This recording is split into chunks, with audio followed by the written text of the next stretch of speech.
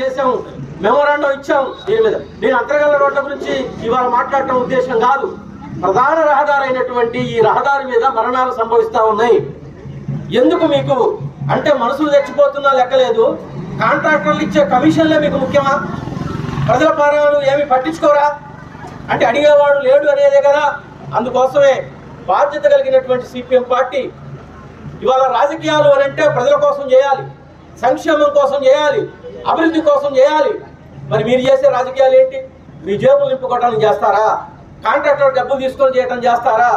మనం ఏదైనా ఒక లారీ స్పీడ్గా పోతా ఉంటే దుమ్ములు ఎగితే ఆ దారి మీద నీళ్లు చల్లాలా అనే నిబంధన ఉంది కదా. గుంతలు పెడితే అమ్మటే పూడ్చి లారీలు కానీ బస్సులు కానీ పోవాలా అనే రూల్ ఉంది కదా. మరి ఇసుక పాలసీలో కానీ మైనింగ్ రూల్స్లో కానీ అవన్నీ ఉన్నాయి కదా. వాటిలో అమలు జరపచ్చు కదా.